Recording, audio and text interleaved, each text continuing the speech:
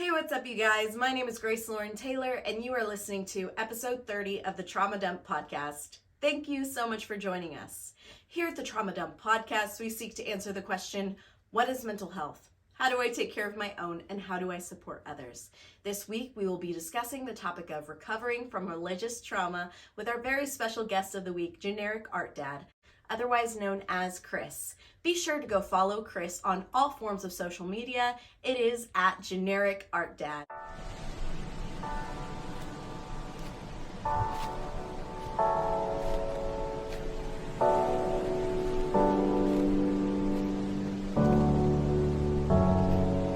And if you'd like to support our podcast, we have a Patreon. Different tiers can get you a bracelet, or you can get a sticker like the one on my computer. The links are in the description.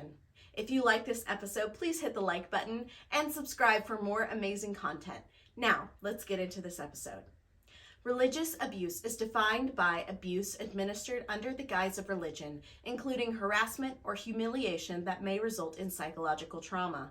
Religious abuse may also include the misuse of religion for secular, selfish, or ideological ends, such as the abuse of a clerical position.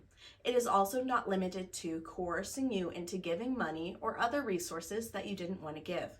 It also includes forcing you to have intimate or sexual relations with people that you don't want to have for the false purpose of pleasing God. Remember, I am not a licensed health professional. This podcast only seeks to create community and further understanding of these difficult topics that are so often overlooked and extremely misunderstood. If you or a loved one are in need of medical professional help, we have resources in our description. The topics discussed here on this podcast are for a mature audience, so viewer discretion is always advised. Any attempt to exert power and control over another person using religion, faith, or beliefs can be spiritual abuse. Spiritual abuse can happen within any religious organization or within a personal relationship. Spiritual abuse is not limited to one religion, denomination, or group of people. It can happen in any religious group as an element of child abuse, elder abuse, or domestic violence. Domestic violence, also called intimate partner violence, can be a concern across relationships of all ages, genders, socioeconomic classes, ethnic groups, and locations.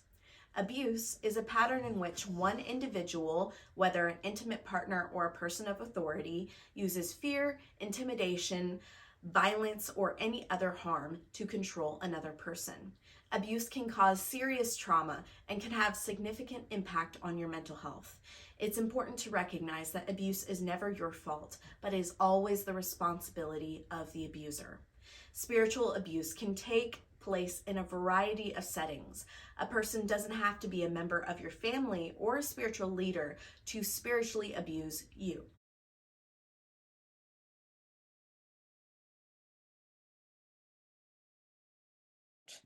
But I do enjoy it. So welcome to the podcast. We're now recording. Hello. All right.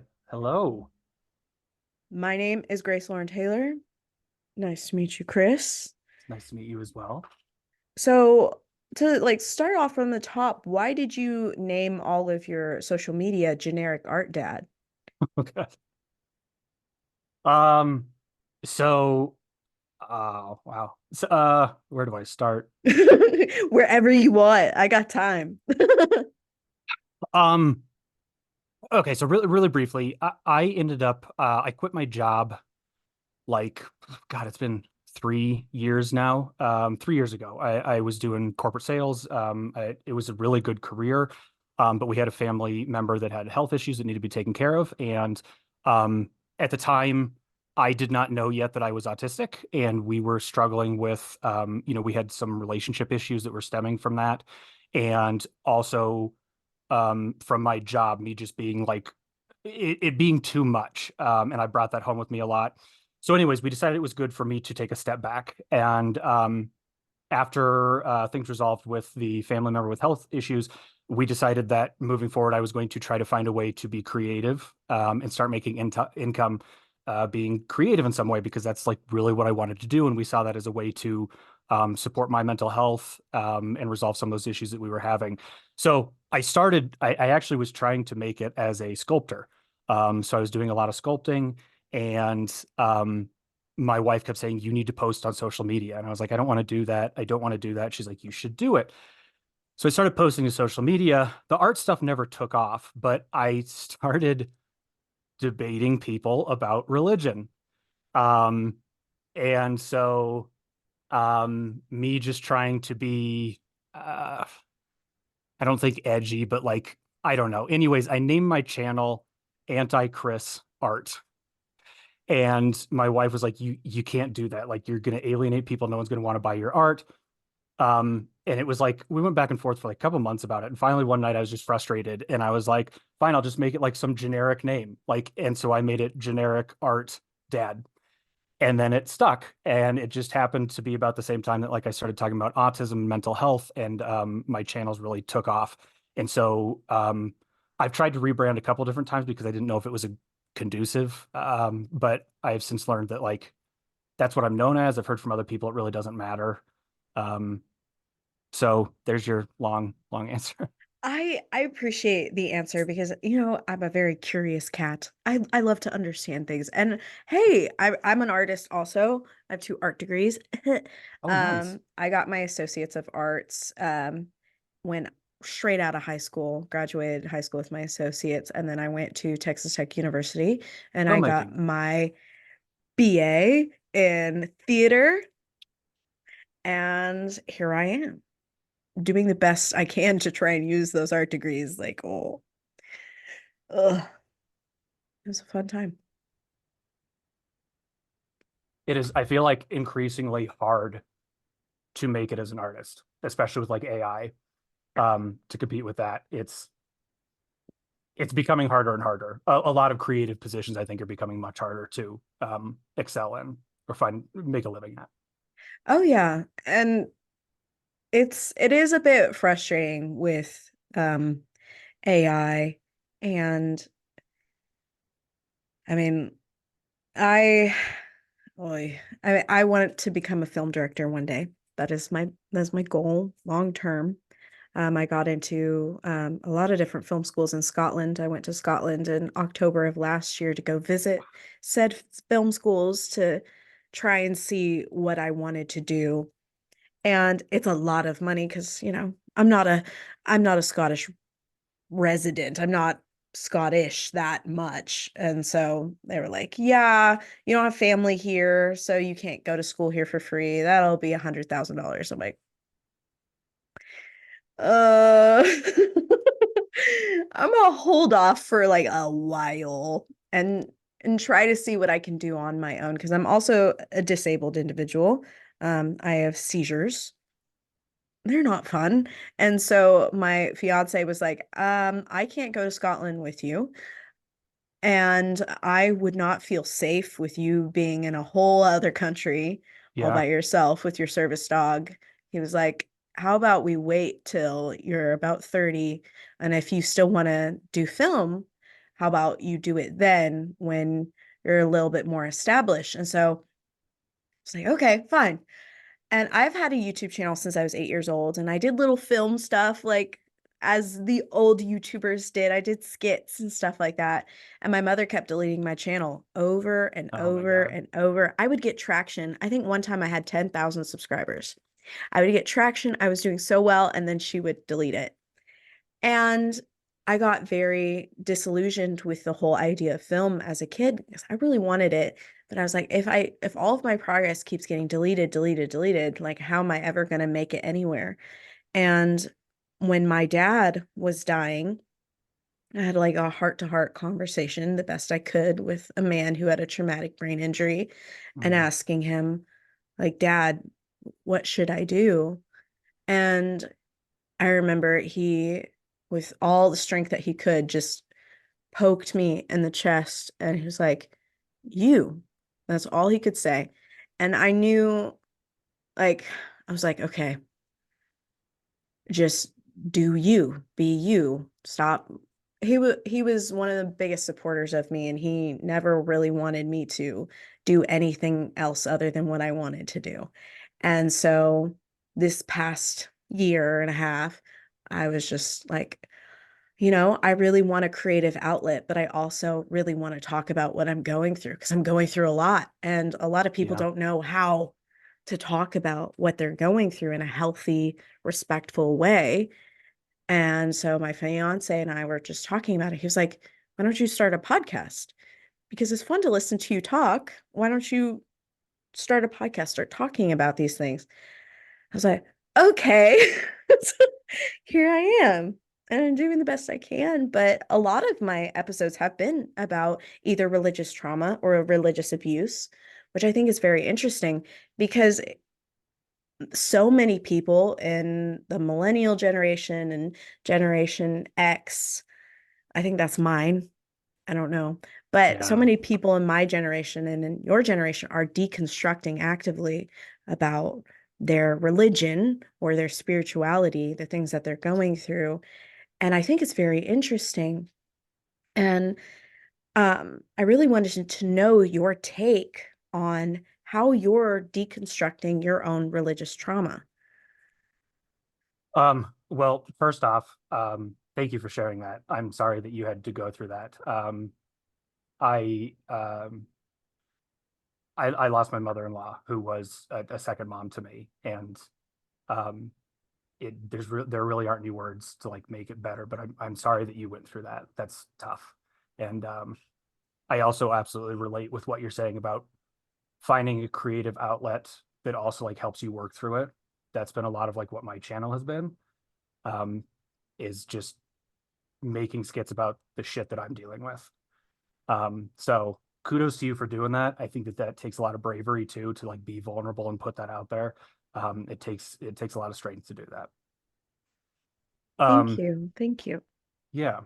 As far as um, well, the question was how have I worked through deconstructing my religion and religious trauma? So it's uh it's like it's a really complicated answer. So for anyone that's not familiar with me, I am autistic. I was undiagnosed until I was 33, so 2.5 years ago. Um, and that kind of clouds um, a lot of like looking back on my childhood and like understanding like the religious trauma and things like that. But also being autistic, like my brain, I learned from school and college that like I really need to work through things on my own. And so like I've been to therapy for many years about other things, nothing specifically about religious trauma. I think for some people that is an excellent route to go if you're able to find a mental health care professional that can either put their feelings aside about religion or like respect the subject of religious trauma or are in a similar space as you. But for me, a lot of what I have done has been kind of two pronged. There's the like logical approach to deconstructing the religion, and then there's the reflection on trying to understand experiences that I've had in the past. Um, a big part of that has been like my relationship with my parents, especially now that I'm a parent and like recognizing, trying to break like generational trauma and things like that. Um, so like from a logical perspective, I had 5, 6 years where I was just obsessed with like debates between like atheists and Christians and things like that. So um, there was a podcast that I really got into for a while. It was the atheist community of Austin, ACA, and they like take calls from Christians and they like debate about Christianity and things like that. And then another one that was like a big help for me was this YouTube channel called Street Epistemology, which I really liked because it's like a much more respectful way of talking about it. It's more like what beliefs do you hold valuable? Sometimes it's religion, sometimes it's not. And it's all about like how do we find the truth. So, anyways, I did a lot of like watching videos like that, reading up on it from like a logical perspective, which in turn like ended up deconstructing a lot of my religion. And then like a lot of the reflection um, has been trying to understand it's so complicated because I feel like religious trauma, it like has so many like tendrils, like it touches on like every aspect of your life. And I'm trying to not like rabbit hole down everything, but like I've always had like an obsession with like trying to be better at things. And like through the process of trying to be better at things, I run into roadblocks. And it's like, okay, why do I have this roadblock? Like why I made a video the other day where I was talking about ways that religious trauma affects children's development. And I mentioned that like when I left the house at 18, I was very sneaky. I would lie a lot, and I hated that about myself. Um, and at the time, I had no idea that it was related to religion. Um, and so I worked through individual things like that. So, like specifically with like the sneakiness and the lying, I recognized that I was missing a lot of social skills that would make me feel backed into a corner where I would then end up like lying. Like a lot of times it was to avoid conflict. Like I'm a very conflict avoidant person. I did not have the skills to have healthy conflict or productive disagreements. And so when I would get put into those situations, instead of like having a disagreement or wanting to disappoint someone, I would like make up a little lie. So it was little things like that. Like as I worked through like skills and things about myself that I really didn't like that I wanted to do better at, um, a lot of that I have now realized after the fact has been a result of being raised in like a very hyper religious conservative background. Um, so I don't know if that addresses. Yeah, I don't, I think it definitely addresses the question because, deconstruction is different for everyone.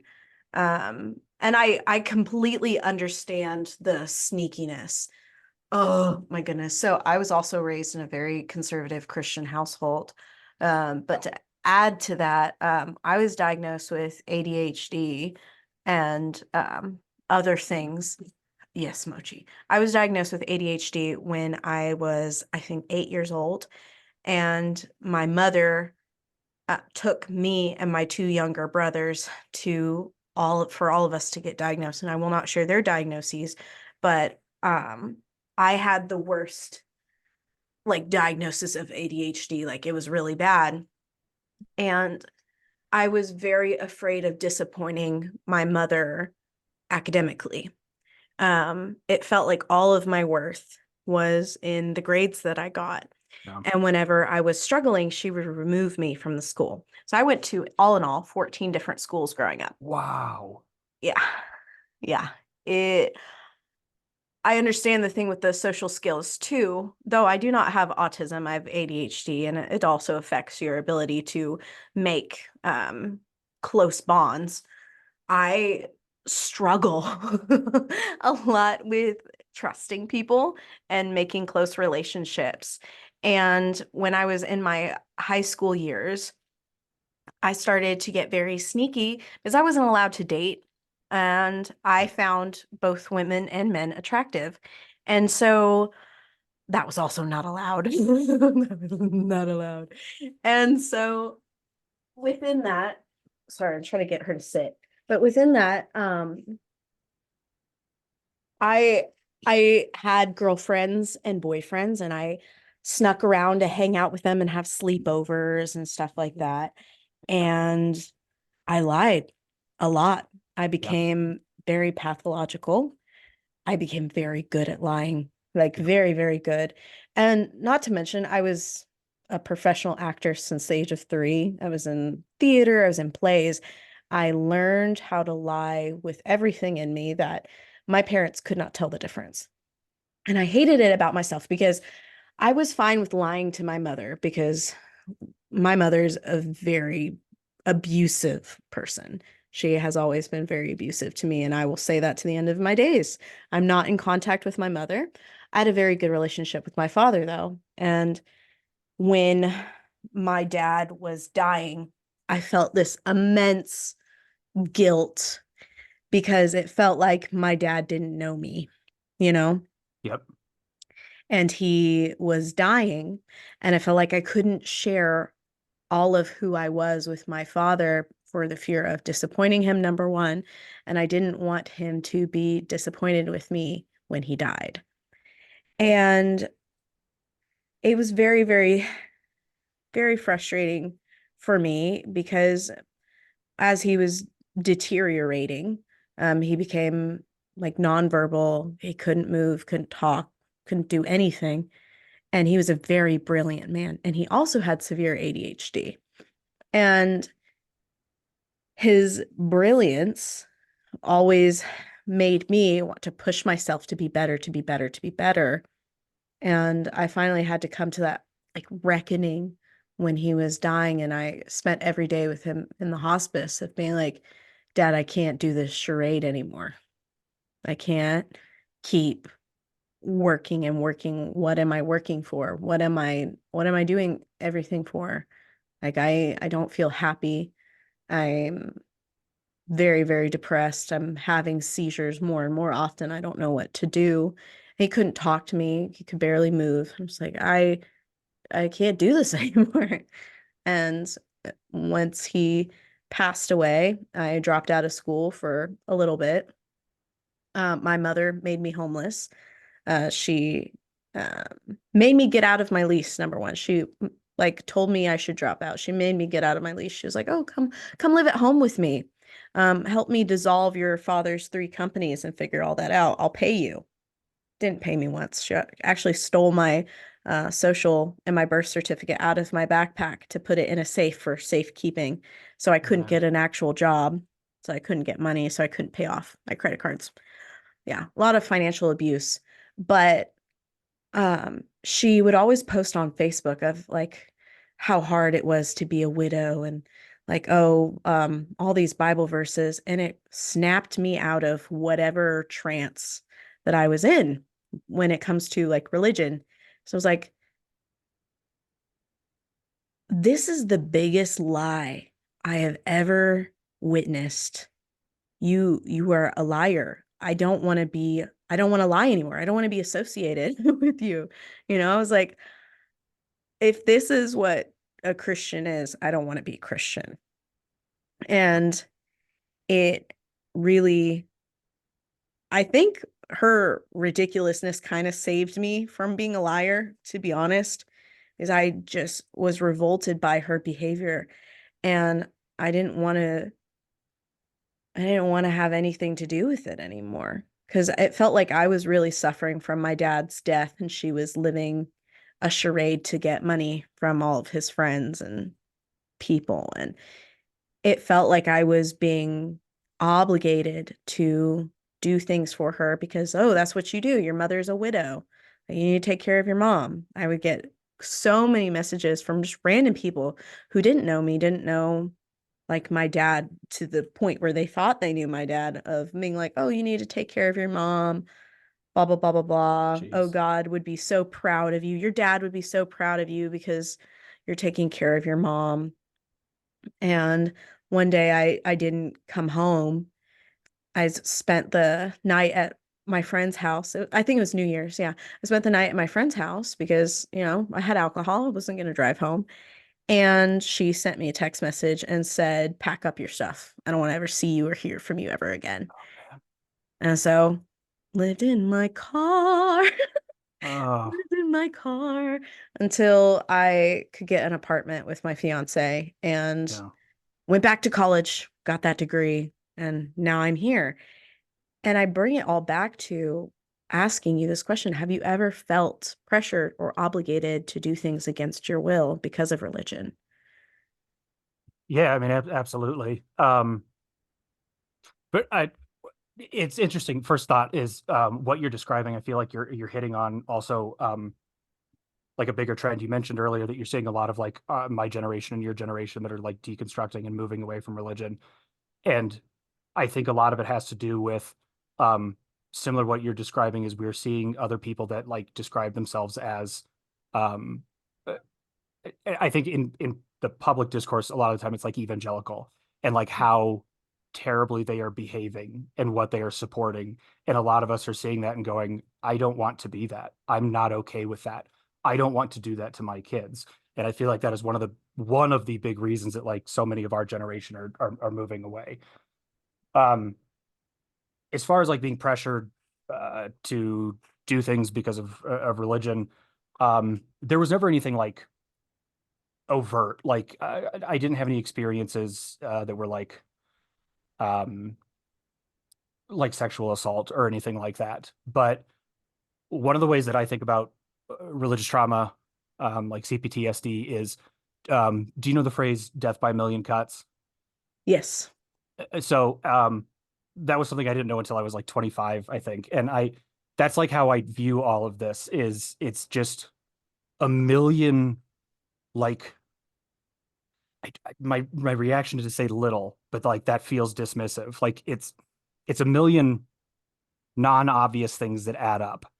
And that was like more what my experience was. But like I'll give you an example. Like so my parents one of my big fears as a kid is that my parents would choose the religion over me. Yeah. And I now at 35, the last like year or two have been like trying to work through like my gender identity, my sexuality, things like that. And I had always wondered as a kid, like in my teens, I always wondered if I was gay and I came out to my parents, would they disown me? And I genuinely believed that they would have. I know now as an adult, working through this stuff and like having a much better relationship with my parents, that I was wrong. Like they would not have chosen the religion over me. I know that that's not a lot of people's experiences. But like I think that also kind of speaks to like the insidious nature of religion because like I lived with that fear for such a long time. And then the question is like, well, whose fault is that? Like, is it my fault for making an assumption about my parents that like was incorrect? Was it my parents' fault for like talking that way about a specific community in like such a harsh way that like made me think that they would disown me? Or is it like the religion that like has taught that that is wrong and a sin and like all these other things? And obviously, no, it's not my fault. It's not any kid's fault who is in that situation. You've been taught one of the things I've read is that like you see this a lot with like narcissistic parents is that kids end up in a state of oh, why can't I think of the word right now? It's not hyper awareness, but like you're always thinking about how are my actions going to impact this person and how are they going to react. Um, and that's what happens with like fundamentalist religions is like you're always trying to understand like how am I supposed to behave? And so a lot of it becomes unspoken and like self-inflicted. And it's like taught through shame and guilt. And another part of that is like a lot of like it is illogical. And so it's like not predictable. I have a very logical brain. I need to understand like why and how things work. I need to understand the mechanics of things. And then like I can problem solve like, okay, what is the inevitable like logical conclusion of this? And like with fundamentalist religion, like things are very arbitrary. Like which Bible verses are you choosing to justify your beliefs? Which Bible verses are you saying don't count anymore? Oh, you've decided that the Old Testament doesn't count anymore, but the New Testament does count, then why are you still quoting things from the Old Testament that like don't count? Oh, you say that like women aren't allowed to speak in church. That's only in the Old Testament. No, it's not. It's also in the New Testament. Like, anyways, not to like go on a diatribe. Like it's very unpredictable. And so like for me, it created this like just like hyper sense of like always trying to predict like my actions were going to impact like how it was going to be received. And so I ended up just very much becoming a small person. I became very small. Um, I was scared a lot of the time. Um, and I just didn't get to develop like my sense of identity as a kid. So there were just a lot, like a million little like forces that are like shaping you as an individual that are like, yeah, definitely pressuring how you act and behave. Yeah. Yeah, definitely. There's so many influences that are molding you, and a lot of it is against your will. Oy, I am the oldest of three, of two younger brothers. I was told by my grandparents, who are both from Jamaica, and as well as my parents, that I needed to be responsible for them all the time. All the time. If they ever made a mess, they're like, oh, you're the big sister, gotta pick up after your brother. I remember one of my first memories of that was when my youngest brother was 5, so I was 10 years old, and he threw up like all over the table. He was sick for some reason. And my mother wasn't at the table. I had brought my brother's breakfast. He had thrown up all over the table. And my mom comes rushing out of her room, picks him up, and then says, clean it up, like snaps, clean it up. And so, oh, Mochi, sorry. Stop pulling on the cord, baby. It's okay. Can you move your foot? Move the foot. Mochi. Okay, Mochi. Anyway, so she snapped at me and said, clean it up. And of course I did, right? I didn't want to get yelled at. I got yelled at a lot. I didn't want to get yelled at. So I started to clean it up. And then a few hours later, my siblings and I walked 2 miles to our grandparents' house because that's what our regular routine was. And I remember telling my papa about it, and he was like, well, you're the girl. The girl has to clean and cook and do what she's supposed to do. That's your responsibility. And I said, well, he threw up. He's like, he's a 5-year-old boy. What do you expect? I was like, okay, all right. And, I was raised to be the mother. My mom did not do any of the cooking or cleaning ever. She had maids. And from a very young age, I was the one who was helping the maids clean. Was I ever paid anything? No. I was helping the maids clean. I was making sure everything was as it should be. And my mother still is an extreme hoarder, like extreme, to the point where my dad had to buy a 4-horse barn so that we could put all of her crap in it, and then had to buy a shipping container to put all of her crap in it. It's just like, it's insane. And so the house was always a mess, and it was always my fault because I was never doing enough. And now, as an adult, I have to stop myself from cleaning after my friends. I mean, I just went on a trip with like 2 other couples, which are my very close friends. Went to Broken Bow, Oklahoma. I got engaged. Congrats. Thank you. I took my pictures there. And I remember it was like we were getting ready for something, and there was stuff everywhere. So instinctually, I'm starting to clean up. And one of the girls was like, hey, do you need my help? And as I was about to say no, I had to stop myself and say, yes, actually, I would like some help. I would appreciate that. Thank you. And it kind of did a weird mind moment of like, I can ask for help. I don't have to do this all on my own. It's not expected. They're my friends. They don't expect me to be their maid. They don't expect me to do everything for them. Like, it's not my responsibility. And my grandparents always use this Bible verse against me. And it's like, if you see something that must be done and you do not do it, it is a sin. I don't remember which verse it is, but I know it was a Bible verse. They would tell me it all the time. And that was so ingrained in me of like, if I see trash anywhere and I don't pick it up, I'm sinful. And I have not been diagnosed with OCD, but I have a lot of obsessive compulsions to just clean. Like if I see anything that's considered mess, oh, Mochi, I've been like, I guess, conditioned to clean, to pick up after everyone. And it's not healthy. It's not safe for me.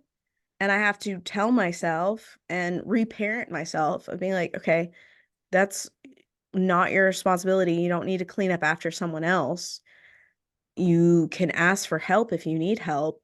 And if nobody is helping you, you don't have to do somebody else's job. You can just let them not do their job. That's not your responsibility. And it's really frustrating for me to reparent myself for that, because I'm so harsh on myself most of the time. And I don't show myself enough of my name, Grace. And it's like, oh, I'm trying. And I wanted to ask you about, you mentioned you're a parent. Have you noticed yourself having to reparent yourself on a lot of different things? Yeah, so one of the things that you're hitting on is it's called parentification, and it's when a parent like makes a child, like, they give them like an inappropriate amount of responsibility, like for their siblings, or to take care of like the parent themselves. And I think that especially for women in like fundamentalist religions, there is a hierarchy. And women are definitely lower than men, and women have more of the like unpaid labor that is put on them. That's the expectation. They're supposed to be subservient. So it's like it's not surprising to hear that that was your experience. It is. I was a little surprised when you said that your mom had maids and that she didn't do the cleaning, because that's interesting that your grandparents, who I'm assuming are your mom's parents. They are my dad's parents. Oh, okay. So my dad is Jamaican. His parents are from Jamaica. My mom, I didn't really get to know her parents. Yeah. So, yeah. Um, so that makes a little more sense. I was gonna say it'd be interesting that they didn't teach that to her, um, but like also the reparenting thing, that's another thing that I hear a lot from people that are like on social media talking about their deconstruction, and also just dealing with trauma and like unhealthy parents in general, is you have to become your own parent. Um, I 100% identify with like what you're saying about being overly hard on yourself. Um, I was raised in like it's similar to the religious aspect of things. My parents were very, very conservative, very pick yourself up by your bootstraps type mentality. And so, well, also simultaneously, um, being like, oh, I could never do that. That's not something I could do. And so, like, I grew up with this weird, like, paradoxical relationship where it's like, I did not feel like I could do big things, but also I expected myself to be able to do everything. And like those things like come in conflict. And I've had to like work through a lot of that. But yes, I've also had to learn to be a lot more like gracious, graceful um, with myself and not be so harsh. What are the common things that like I don't know why, I don't know where I picked this up, but like I struggled with this a lot as like a younger adult. Like I'd make a mistake and then I'd be like, oh, you fucking idiot. Like you're a fucking moron. Like why would you do that? And I don't know why I did that, but I was very like hard on myself. Like you have to do everything perfectly. Um, so there's a lot of like working through that, which I've gotten a lot better about over the years. I'm 35 now. I have learned a lot about how to be more okay with like making mistakes and not being perfect at everything. Um, but also like the aspect of being a parent myself now, that's a whole additional layer of struggle because a lot of us pick up parenting from our parents. Like that's the example that we see.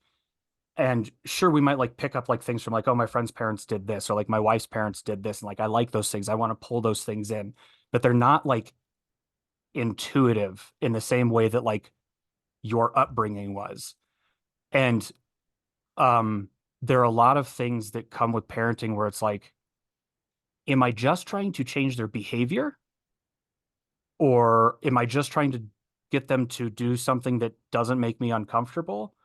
Or is like this actually a good thing? Like, so like if you think about like meals, like when we were kids, like you stayed at the dinner table and you do not get up until you finish your food. And as our kids like got out of high chairs and like we started dealing with that, my gut reaction was, you got to finish your food. And as I've gotten older, I'm like, why? Like, who cares? Like, 3 meals a day, like, it's a social construct. Like, that is something that we made up. And I understand like the value of having your family sit together for a time to like where we're all like together at the same table and like we can talk about our days and like bond. And I understand the value of that, but you can also do that in other ways. And if like the kids aren't hungry right now, there's nothing wrong with them like getting up and running around and playing for a little while and like coming back later.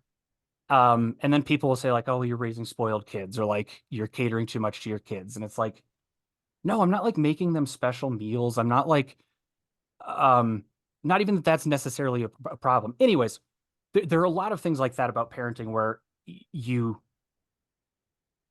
kind of you have an unconscious reaction to like, oh, this is how it should be handled. And then you have to take a step back and like actually think about it, like what is actually good for my kid. Another thing is like in addition to like my parents having that mentality of like, oh, I could never do that.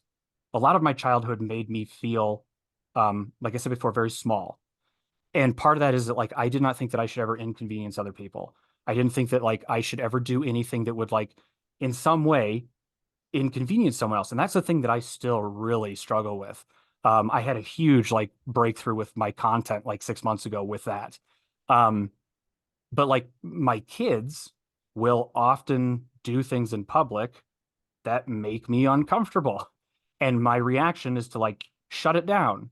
Um, Part of that is also being autistic. I get overstimulated. My kids do things that are overstimulating. But I've had to learn to like address my own emotions and try to like sit with the discomfort and work through that instead of trying to like make my kids smaller people. And it's a really hard thing to do. Um, any of that, like when you're trying to change how you were parented as a kid into a more like productive and conducive way for your kids. And then it becomes even more difficult when you have external third parties that are trying to weigh in and like, that's not how we did it when we were kids or when you were kids and like all this other shit. So it's a lot to navigate. Definitely.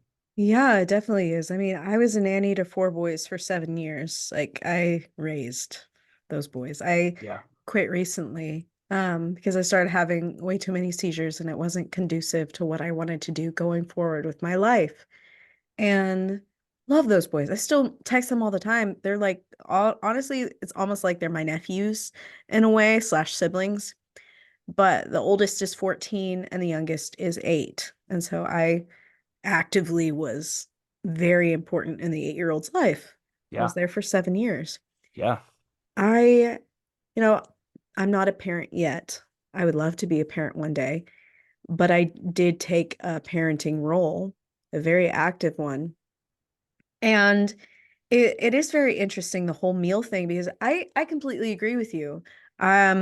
With the only time we had like real scheduled meals was at Mimi and Papa's house. And we were all forced to sit at the table. Nobody could get up until all the food was finished off of your plate. If you didn't finish all of your food, you are taking away from those that could be eating in Jamaica because Jamaica is a third world country. It's very, very impoverished. And so we always were given that guilt trip. But Yep. plus, we went to Jamaica several times a year to do missions to help people. And so as children, um, my siblings and my 13 cousins and I were all forced to actively sit at the table, partake in the meal. We also were not allowed to have a drink at the table because our papa was like, oh, if you drink water or something else, you'll fill yourself up and you won't eat all your food, which is like, okay.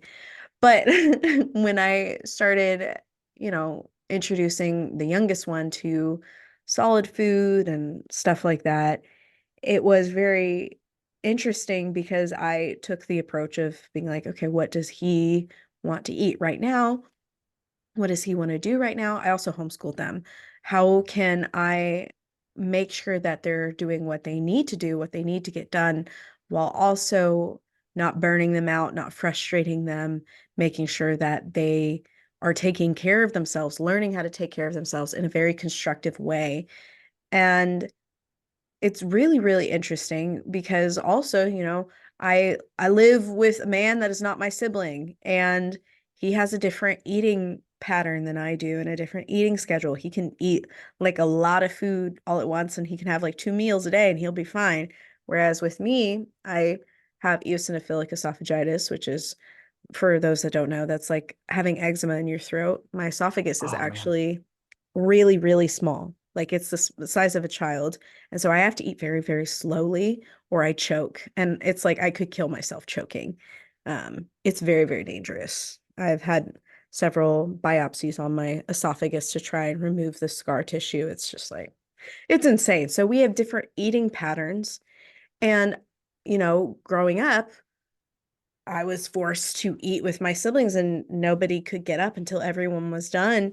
And so it was a very big adjustment to be like, okay, well, he's eating on his own pattern and I'm eating on my own pattern. And I really craved that connection that I had growing up with my siblings. And it is very interesting. And he'll tell me all the time, he's like, well, if you're hungry, you need to eat.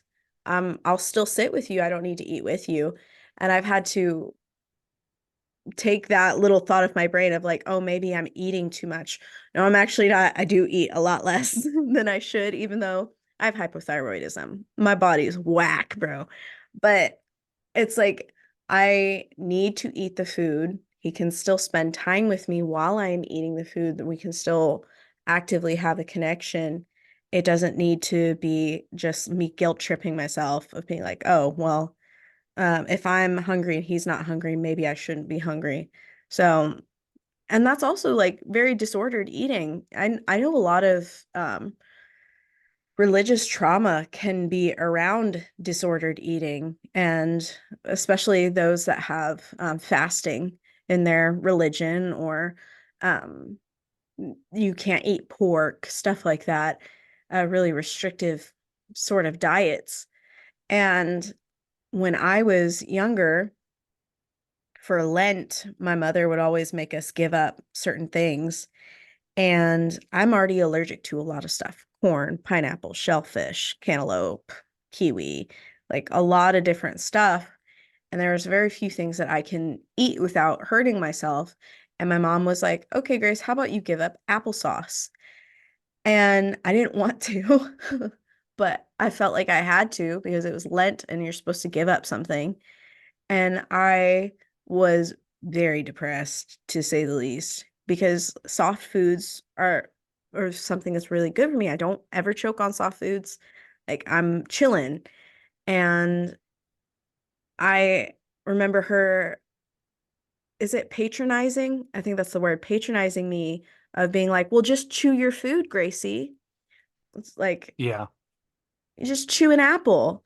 And I was like, but it's hard.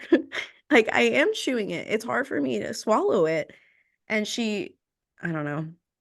It's so frustrating with stuff like patronizing behavior because it is very prevalent in the church, of just like, oh, you need to be set apart or you need to be better than. um it's something that I really was frustrated by, especially in the Baptist church, where like we're taught all the time you're supposed to care for the orphan and the widow and the homeless person. And I went to First Baptist Dallas. That's a giant mega church. And there are homeless people everywhere. Are we taking care of those homeless people? Yeah. No, they aren't. They aren't. And I remember bringing something up to one of my leaders of being like, hey, there's so much space in this church. Why don't we ever have like meals and stuff that we make for these homeless people? And she was like, because that's dangerous. Like, what? And she's like, no, that's dangerous. We don't need to endanger our our church family. That's what she called it. We don't need to Yeah. endanger our church family. Like, okay, I don't know. I remember at my parents' church, they moved to a different church after I turned 18 and left. And I remember one time I was going back to church with them and there was like a ruckus um during the middle of the sermon. And I was like, what's going on? And like afterwards I asked my parents, like, what was that all about? And they're like, oh, well, a homeless person like came into the church. And so like they had to go like get them out. And then they started like posting security.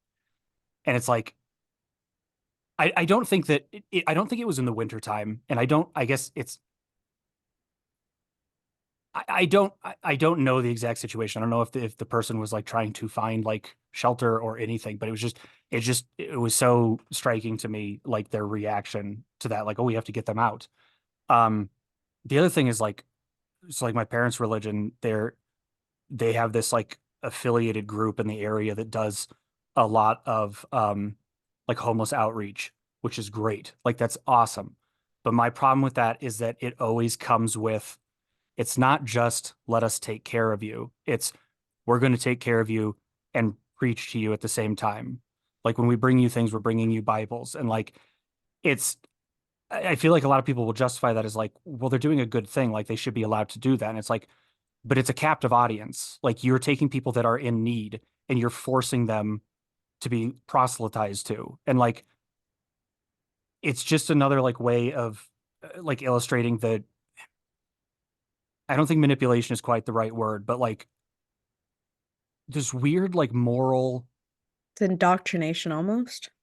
well, it's like this weird like moral gymnastics that they do where it's like, well, if it's something that we believe in, like it's okay to do this thing that's not like great. Like it's not great to like force people that are in need to like listen to a spiel about a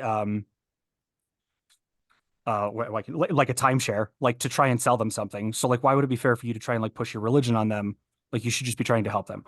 Anyways, I also thought it was interesting that the thing that you mentioned about your mom and like the apple and the applesauce, I feel like is a really good illustration of a lot of the manipulation that like I saw as a kid because the logic doesn't stand up. If your mom is like, you should give up applesauce for Lent, and then you're like, but I like that's one of the few foods that I can eat because of my condition. And she says, well, then you should just chew an apple. And it's like, well, if you're telling me that a chewed apple is the same thing as applesauce, then why are you making me give up applesauce and not apples? It's like if you twist your logic back around on them, it doesn't add up. And there's just like a million of those like little things that are used to control and manipulate, which then influences like a kid's like understanding of how they should interact with other people. It also like crushes kids like critical thinking skills, because eventually you're kind of forced to either just conform, which most kids will do because they're children, also a captive audience. Um, it's just it's there's so much of like little things like that that just as a kid made me so uncomfortable. And now that I look back as an adult, I can put a finger on it and I can realize, yeah, like that was those are manipulation tactics. Yeah. And another huge manipulation tactic that both of my parents used was purity culture. Like Yep. it was ingrained in little Grace. And oh, it's so bad because looking back on it now as an adult and as an adult who is in, a heterosexual relationship and a very safe one at that, once my parents like ingrained that in me as like if you have sex before you're married, no man will ever want you, you are less than. My dad used an analogy. Now I love my dad, but he was a human, so he had some issues, but he used the analogy of a dirty rag, of saying that you are a clean white towel and then people will use you and use you and use you. And he's like, Jesus is the great washing machine, he'll make you clean, but you know, every time you just gotta pray to Jesus. And it was really weird to me. I felt really gross by it, of thinking that, am I just a dirty shirt? That is that all my value is within me having sex with a person? Is that all that I am as a person? And it's very frustrating because when my dad died, and I was just like, okay, well, there's no point in me hiding who I am anymore. So I put on all my social media, they, them, because that's what I prefer. Like, and I would talk openly with my family. I was like, you know what? Who cares? What is the worst that's gonna happen? I'm just gonna say that, I dated girls, my ex-girlfriend. I would just like bring it up in regular conversation. And I remember my mother, who I didn't have any contact with, suddenly messaging me of being like, she sent a screenshot of my social media and she's like, they, them, question mark. And I was like, yes, they, them. And then she went on a rant, but I didn't even read it. I was just like, block, block, goodbye, goodbye. I'm not going to read it because there's no point in like re-traumatizing myself. If this is how I would like to present to the world, this is how I'm going to present to the world. I'm Yeah. not hurting anyone. I'm not harming anyone. I'm not harming myself. And purity culture really hurt my perception of myself and my value as a human being because I was told that I was less valuable if I had sex and that sex was a devastating thing. But then you're supposed to have sex with your husband, and this is like, oh, brings you together. It was just really confusing to me. And I don't know, it messed up my like value, my as a person, because I had to teach myself, hey, my value is just inherent. It's just being human. Well, I have value just by being myself. And it's other forms of like spiritual abuse is like having control over another person's way of expressing themselves or preventing an individual from having control of their life by self-expression.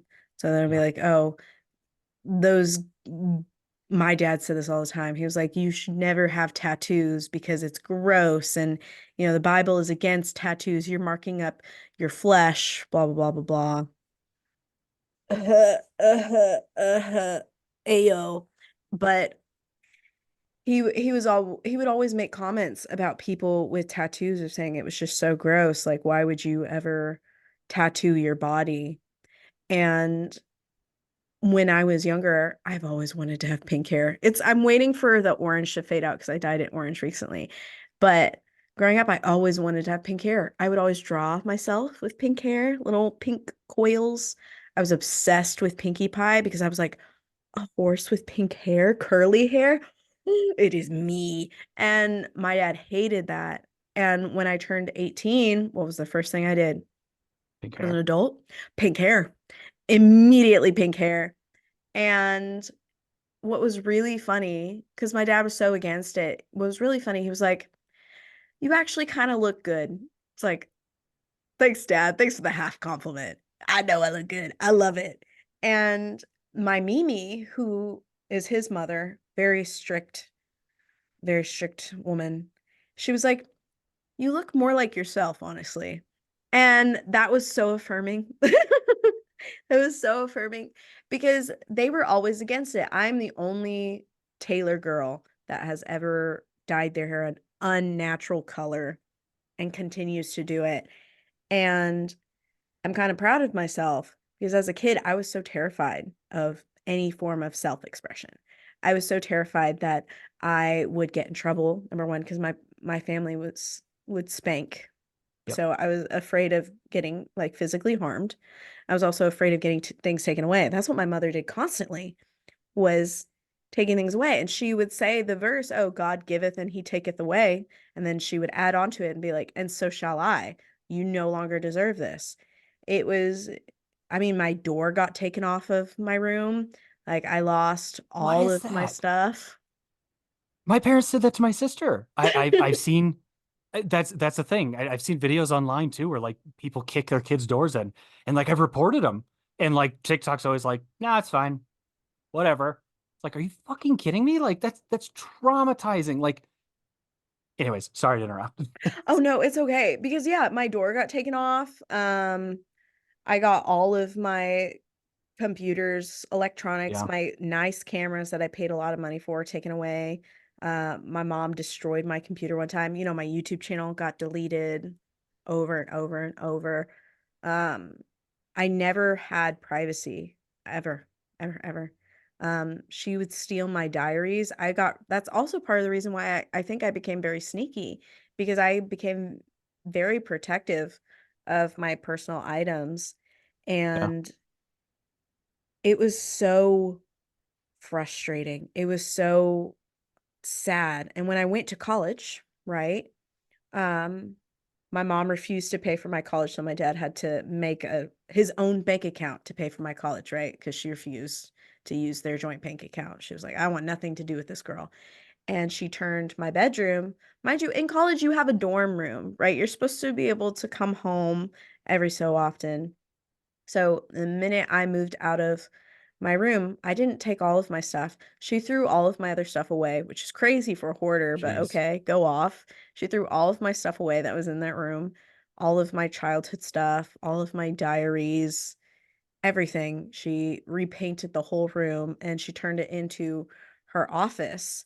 And I remember there was like one box of stuff in the closet that she couldn't get to because she's short and she couldn't be bothered to get a ladder. And she texted me, and I didn't even know she did this, right? I didn't even know.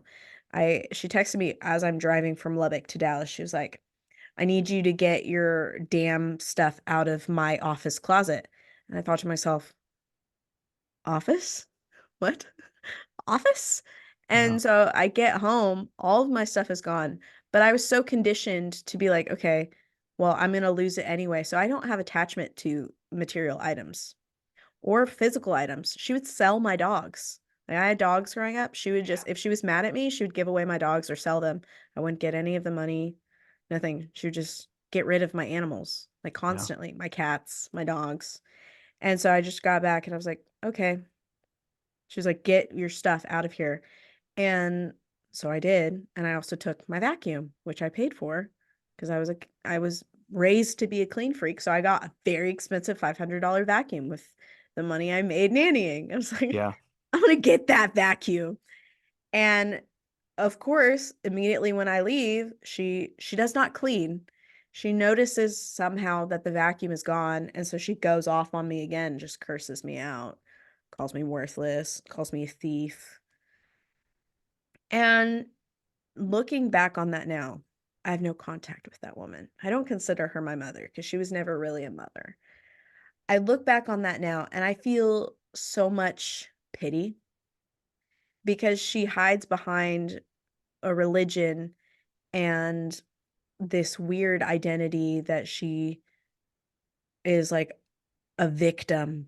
Like, and you know, I understand, like I can comprehend so many people's anger towards victim mentality because in my opinion, those people have only faced those that weren't victims that would portray themselves as victims. So when they come in contact with an actual victim, they feel threatened by it because I felt that, right? And I have to unlearn that of being like, people are allowed to feel how they feel. And I need to start to respect other people's experiences and their autonomy and unlearn this prejudice that was so ingrained on me from a young age of being like, if it's foreign to me, it's wrong. That was something that my mother would say all the time. If it's foreign to me, it's wrong. If I wasn't taught it, then it clearly is wrong. And you were talking about earlier that you were just like trying to understand your own sexuality, your own gender identity. I want to ask you more about that of like ask you what do you mean by that? What are you learning about yourself? Um, yeah, so one of the things I just want to say really quick too is I think it's really interesting. It sounds like from what you're talking about, I'm going to tangent for a second. I'm going to go back to answer your question. Like, it sounds like we have very different parents, and I think it's very representative of like how you can get so many different types of people that end up using this religion, especially like the fundamentalist version of it, like the very restrictive versions of it, for their own like I don't even some people do it for their own benefit, for their own gain. Sometimes that means like just their own comfort. Like I think my parents were more in the group of like they thought they were doing what was right. And so by like forcing our kids to adhere to this thing that they thought was right, they thought like it's making them more comfortable. They're trying to be good parents. That makes them feel like they're being good parents. Um, and when you'd sent over the notes yesterday and I said like I want to change abuse to trauma, one of the reasons that like for me that I'd specified that is that I think when you talk about abuse, it tends to put the focus on a single actor.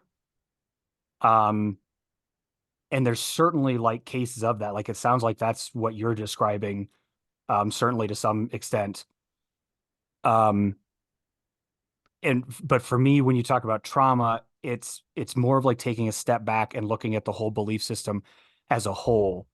And so like bringing it back around, like talking about like all the different types of people that end up flocking to this, but then it's still used in a way. I mean, everyone's experiences are different, but it still ends up being used in a way that is traumatizing and hurtful to people. Is like that's I think a lot. I think I'm bringing this up because I think a lot of people will dismiss religious trauma um, as, oh, you're actually taking issue with a bad actor. You're taking issue with a person that it's not God that you're taking issue with. You're taking issue with a person who is using God. And it's like, no, no, no. In some situations, absolutely. But also, if you look at like the core of the belief system, it is wrought with manipulation and like ways that encourage um abuse and trauma. Um and so it's just so interesting hearing you talk about how like you're it sounds like even your mom and dad were drastically different people. And then like hearing that it's like my parents are like here somewhere else where which also like makes it tricky because it's like I think that we need to hold our parents responsible absolutely, but also like when you know like your parents are genuinely trying to do their best, then it's like this whole other layer of like, fuck, like how mad can I be? I don't know. Um, and that's not at all to like say to anyone that's listening to this that like if you have like nice parents that thought they were doing their best and still like inflicted this on you, that is not at all saying like that you should just absolve them of that or um like squish down like your own experience or to be dismissive in any way. It's just another layer of complexity. But getting back to your question about um like sexuality and things like that. Um, it's obviously I was raised in a way that was very much like you're a boy, you like girls, and like it wasn't a big discussion when I was growing up. And I don't know if you're young enough because you said you're 23, so it's 35, so 12 years difference. When I was a kid, um, gay marriage, the LGBTQIA community, it wasn't really a topic. Like, sure, it would be brought up, but they were more concerned about like the satanic panic, like Satanists sacrificing children in graveyards, and things like that. And then like as I got older, I think it was probably around 16, 17, 18.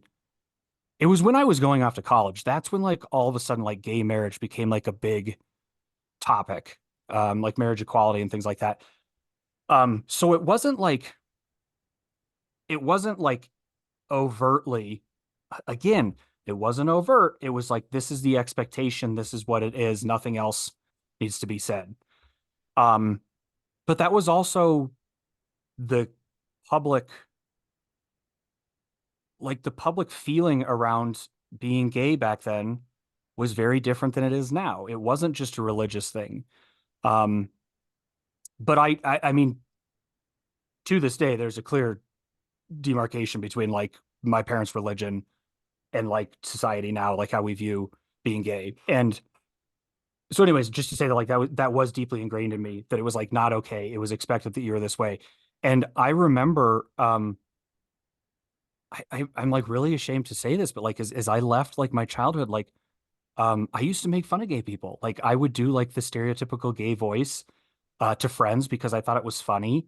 Um, and it wasn't until that like I was living in California for a while and I was working um out there and I was just trying to be funny with people. I think I was 18. Um and I was doing the gay voice. And then afterwards I found out that one of the guys I was working with was gay. And that was the first time where I was like, oh, fuck. Like, and I felt so bad. Like, I felt terrible. And I went and I like talked to him about it. And like, I think that that like is one of the problems again with like these strict religious experiences. Like, you're not taught actual empathy. You are not taught to think about other people's experiences. And I think a lot of times, like from a psychological standpoint, we view empathy as like something that is inherent to humans. Like we talk about, like children don't have the capacity for empathy until they're like 5 or 6. And like I take issue with that because I really think that to some degree, empathy is it's either taught or it can be squished out of us. And I think that this like these strict religions, they're more focused on adherence. Like you were talking about your experiences with your mom and how like it's like, hey, I'm going to take this stuff away from you. Like like I don't really view you as a person. I view you as someone that needs to be controlled. I view you as someone that is supposed to do what we believe you're supposed to do. Um, so you're not really taught to think about other people's experiences. Anyways, long-winded way of like just explaining like how far I was on the other side, which I'm like deeply embarrassed about. That like that's how I came out. And then as I got older, like and like I really thought about that a lot. And I had to work through like this deeply ingrained like view inside of me that like being gay is wrong. Um, and then like after a couple of years, maybe not even that long, like logically I came to the conclusion like there's nothing wrong with that. Like go off, queen, be you. Like I fucking love it. And I used to like I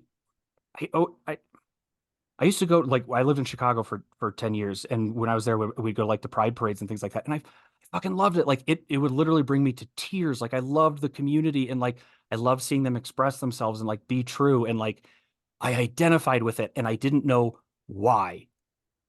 Um and I think part of it is the autism, because I did not know that deep down inside I was really hiding like a lot of who I was, and seeing people just be so like vibrantly and unapologetically themselves, like it like makes me want to cry now. Like it was so beautiful. And anyways, so like finding a lot of my life has been like just kind of like self-discovery and like trying to like learn, and so the current thing that I'm at right now is like reflecting on like these like still deep-seated things in me that like most of the time I don't feel about. Like I it's been a decade since I felt any sort of like innate judgment um towards anyone. But when it comes to myself, there's like a block where it's like, no, like that's not you. Um, and that's like a thing that I'm trying to work through. And like I'm just realizing like it's a really long way of like there's like this like deep-seated I don't even know the right word for it. Um a lot of people in the autistic community will talk about like ableism, like internalized ableism. And this isn't ableism, but it's like internalized, I don't know, like judgment doesn't feel like the right word, but that's the closest I've got. Anyways, Prejudice? maybe, maybe like um yeah, I think that's probably the closest word. And again, like absolutely not a single bit of that is pointed at anyone else, but when it comes to me, suddenly like there's something there. And so I've just been like thinking about it a lot. It's like when it comes to like my gender identity, like I've been trying for a year to make a video about this because I think other people might relate to this. So it's like it's hard to put to words. I think the reason that I identify as male is because I've always identified as male. Like my name is Chris because my name has always been Chris. Um, and like a lot of ways, like male feels like restrictive, and like I don't like it. Um, I don't know that I actually identify with that, but like nothing else feels right. And like where I've landed over the last like 6 months is like I hate gender. Like the closest I've come to is like agender. Like I don't, it feels like a prison. It doesn't feel like there's a lot of value and like us assigning these things to people. And again, that's not at all meant to be dismissive of like anyone else's experiences that have like felt clarity and like more normalcy by identifying a different way. It's not that. It's like the whole idea that like we need to have these categories just feels restrictive and wrong. And like I think Yeah. about like there are times where it's like, all right, so I got I do a lot of skits. Sometimes I play female characters. I got a dress a few months ago. I fucking love wearing it. I love it. It's so comfortable. It makes me feel good. And it's like I feel shame about those things. That's it. Internalized shame. It's not prejudice. It's internalized shame. I still feel shame about those things because it's still somewhere deep down in me that like I should be ashamed of that. And it's hard. Like um I just wonder how many people out there are dealing with that. Yeah. And then also like when it comes to like my actual sexuality, it's like um I struggle with the concept of like, is anyone actually like 100% one way or the other? Probably not. Like I don't I think we're a lot more fluid than we think. It's what we've been taught. Um and I've certainly realized that I'm a lot more um fluid and attracted to um I think that I'm more in general more attracted to women, but there are some men where I'm like, yeah, I would like where I am attracted to them. And so it's like I'm just trying to work through that. And I'm like I feel like I don't have the words for it and it I don't know. I feel like I'm not saying it quite the right way, but you asked and this is what you got. This is I the half appreciate. cocked answer. No, no. And I really do appreciate it because I completely understand because my whole issue with being a woman is that I have been restricted in the idea of what it is to be a woman my entire life.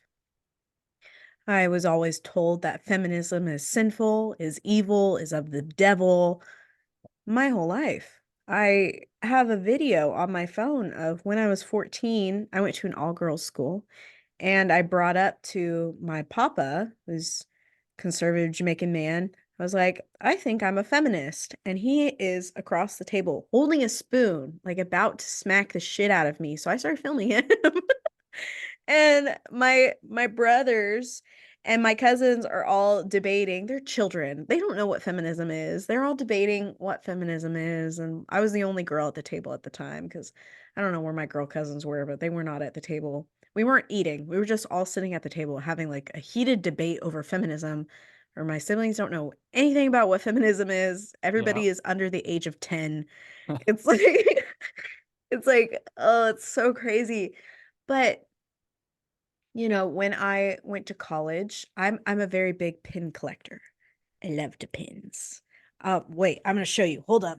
I gotta show my pins. Give me like 2 seconds. Oh.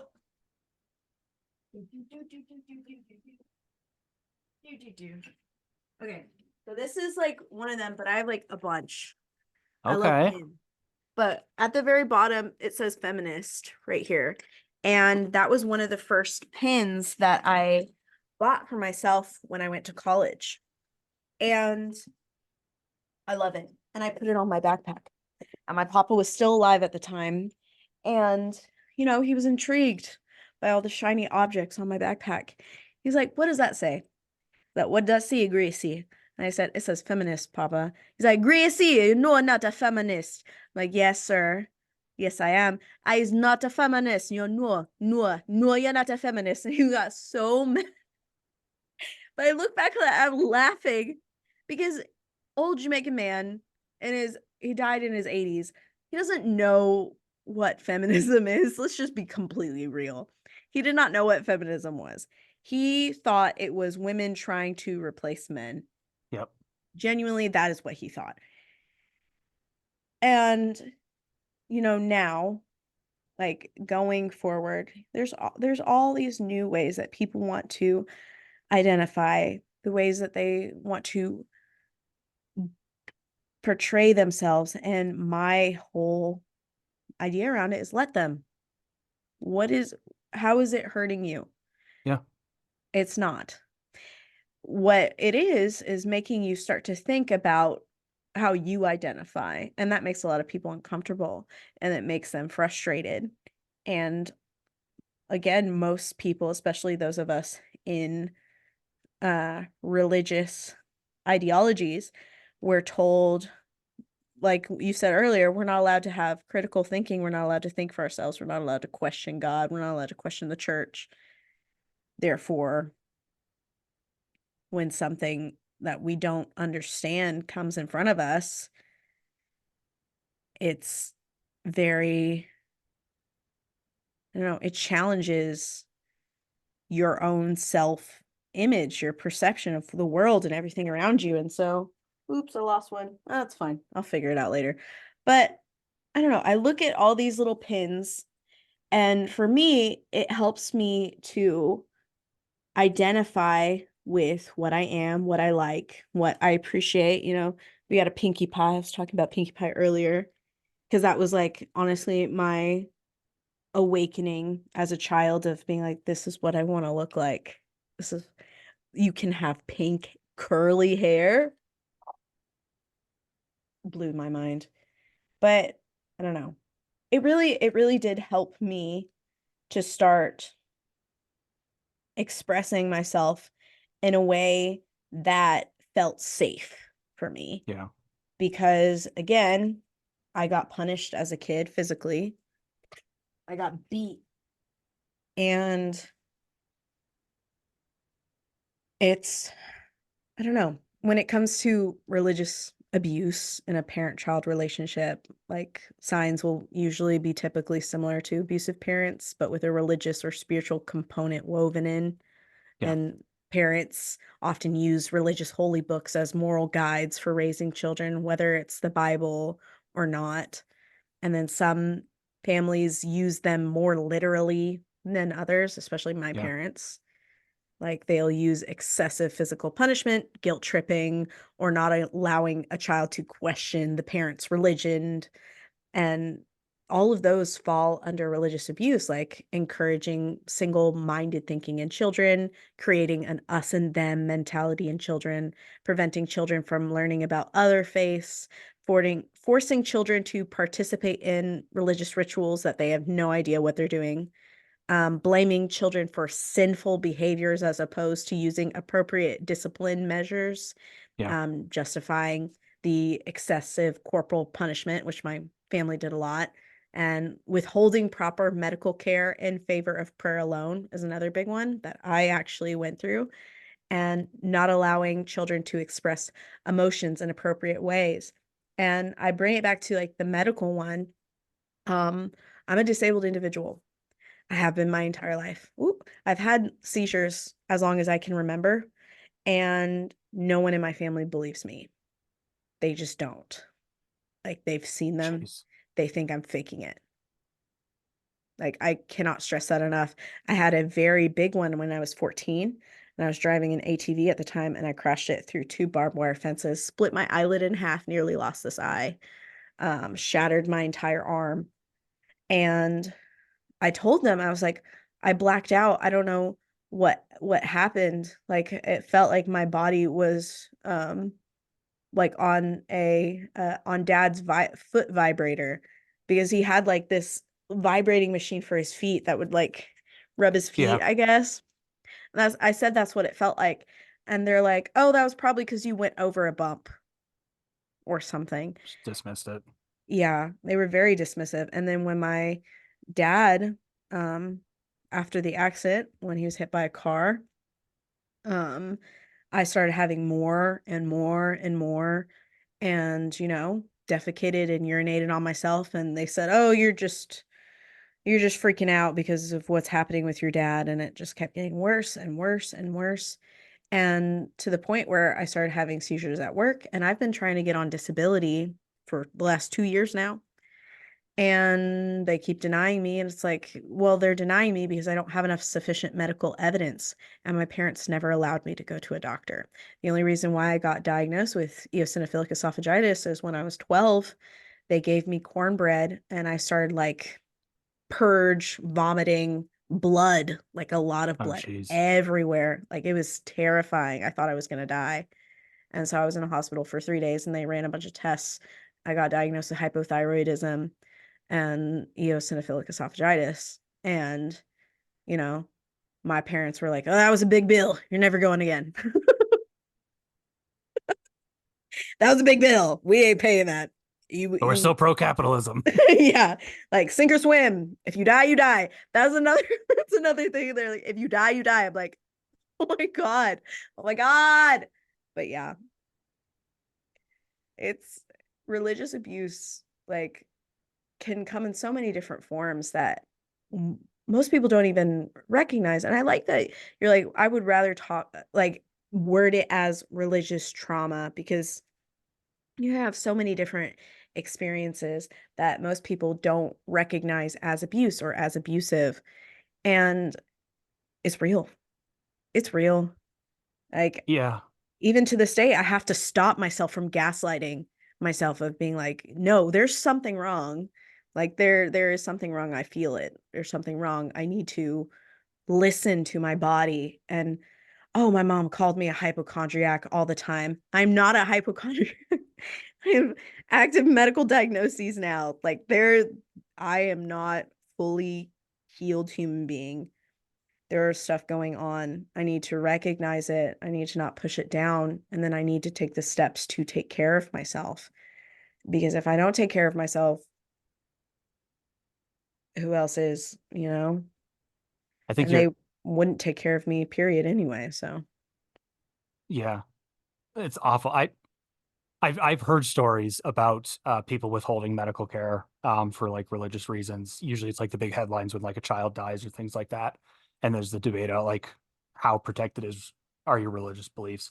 Um, I never experienced like explicit medical denial, but as I get older and like we are all learning more about mental health and like putting a value on mental health, like I do think that there was like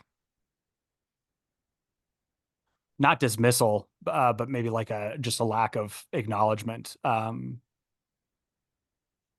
I even see it like now, like my parents. So like I got when I was going through my evaluation for autism, they're like, we need to talk to your parents about your childhood, and I was like, no. I was like, I don't. My parents are still very old school. I don't know that they would be supportive of this, and I don't want that to like influence like the evaluation. Um, and then after I got the diagnosis and like I talked to my parents about it, I see like the struggle that they have because like my mom, like she tries to be supportive and she's been like, "How are you doing?" I'm like, "I'm fine," and then she's like, "No, like how are you doing with everything?" And it's like she's trying to talk about it, but I don't think that my parents have in the last 2.5 years have ever said the word autism to me. Um, and this is again in that area where it's like, am I making an assumption? Or like it's I don't think so because it seems really weird that like you don't say that.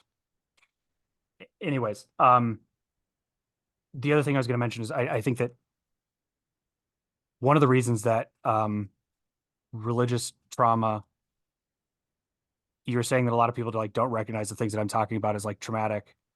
Um, not I think one of the reasons it's dismissed, not just because it's like so complex, but I think that for one, it's a sensitive topic because I listen, I get it. Like if someone started like criticizing something that like I was like core to like my like identity, like my worldview, like I understand like a knee jerk reaction to be like, whoa, like to be guarded, and I think that that happens. But also, I think that um it's like it's similar to spanking, where it's like if you were spanked as a kid, a lot of people will be like, "Well, I was spanked as a kid and I turned out fine." Um, and it's like you've been conditioned because you went through that experience, and then when you went through the experience, instead of looking back and thinking, "I don't want other people to go through that experience," you're just trying to survive, excuse me, and move forward and move on, which is an understandable like reaction. Um, and then also like inherent to a lot of these religions is like a suppression of yourself, which means that like kids end up suppressing their needs and their emotions and their limitations. Um, and you carry that into adulthood, and it becomes um, just second nature to ignore your own needs. So then when you see someone else talking about something that like you are ignoring, you're like, that's it's not that big of a deal. It's really hard to like actually take a step back and like think about it. And it's a lot easier for people to just be like, I dealt with it, whatever, it's fine. Like it's not a big deal. Like those are things that I don't care about. Um, and so it's just kind of like it's inherently built into the system to just dismiss your own needs. And that's a big problem with recognizing religious trauma. Um, is that it's something that a lot of people have been taught to ignore. Yeah. I was taught to ignore when I felt uncomfortable all the time, Yeah. especially in like church sermons when I didn't agree with what the pastor was saying. It was just like I would always bring it up to my mom and dad. And they'd be like, "Well, it says here in the Bible, and if it's in the Bible, it's the truth." And okay, but your truth is not the same as my truth. And that was something that I have been discussing with my siblings all the time is like how we have perceived our childhood because, there's a lot of experiences that we had together, but we did not, you know, it didn't impact us the same way. Mm-hmm. Like, for instance, if I was getting punished for something, all of us were getting punished for something. If one of us did something wrong, all of us did something wrong. That was something that really happened a lot. That was very prevalent in my childhood. And I would tell my siblings that I was sorry if I ever did something wrong, like wrong in quotes, if I ever did something wrong, because they would get in trouble too.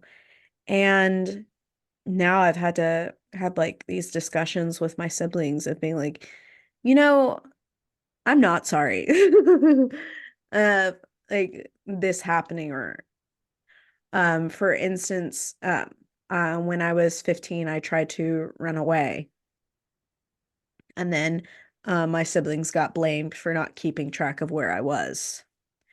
And um I have told them, I'm like, yeah, I'm sorry that you got blamed for that, but I'm not sorry for running away. I'm not sorry for trying to escape because that's what I needed to do then. And I'm sorry that you got punished for it, but I'm not sorry for that I did it. And another thing was like when I moved away to college, my siblings were constantly yelled at for there being any mess, but they were never raised to pick up after themselves, to Yeah. clean. They never were. And they got blamed a lot for a lot of things. And most of the stuff was my mother's mess because she was a hoarder. Most of it was not theirs. Their rooms were clean, but if there was any mess, like God forbid, like a single dish in the sink, they would get screamed at. And I feel bad, you know? I feel bad for them that happened. I'm glad that they are both legally adults now and they can escape that woman, but they are at a pretty severe disadvantage because they weren't given those basic life skills of being able to take care of themselves on their own. They weren't taught that. And my fiance Joey and I have had to have this very long discussion with and ourselves and with them of if you need help, like you can let me know, but that doesn't mean I'm going to help you. I'm not your parent, I'm your sibling. It's not my job to rescue you, even though that was, kind of my role growing up. I was a shield for a lot of my problems with my siblings or within their problems with our parents. I did a lot of work to help them in whatever they needed, whether it be money or school help or what have you, relationship issues. It's like, I'll listen to what I've told them. I'll listen to what you're going through. I'll sympathize with you, but I cannot actively solve your problems anymore. And creating that boundary has been extremely beneficial for me and for their own growth because now I can have an actual sibling relationship with my siblings rather than a parent relationship with my siblings. Because that's what it was like after our dad's accident. He was hit by a car in June 2020 and he died in November 2021. But from that period to about the beginning of 2023, I was financially responsible for both my brothers because my mom refused to do so. Yeah. That was a lot. Yeah. Like a lot. And I'm in a lot of debt now because of that. Um, I moved my brothers into college by myself. I paid for all their meals, made sure that they were well taken care of. And I'm happy to have done it. I don't regret ever doing it because that's what they needed. They needed me. But now they're in a capacity at which they can provide for themselves.